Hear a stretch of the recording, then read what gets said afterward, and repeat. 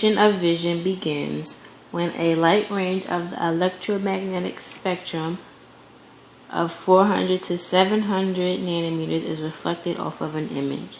The pattern of the reflected image within the optical array enters the eyeball.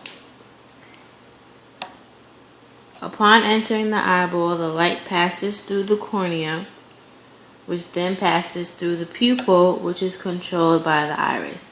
Then the light passes through the lens and then is reflected onto the 5 layers of the retina, beginning with the photoreceptors.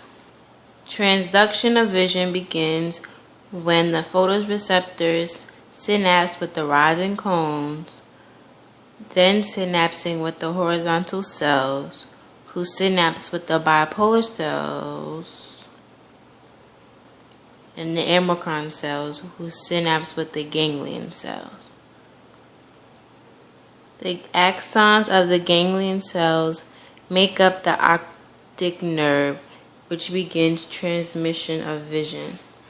The optic nerves stretch ipsilaterally and contralaterally, crossing at the optic chiasm and continuing to the optic tract.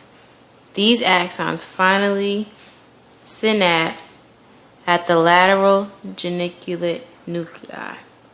The axons of the lateral geniculate nuclei synapse at the primary visual cortex, which is in the occipital lobe. From the occipital lobe, or the primary visual cortex, the perception of location and motion are projected via the dorsal pathway, and the perception of color and form are projected via the ventral pathway.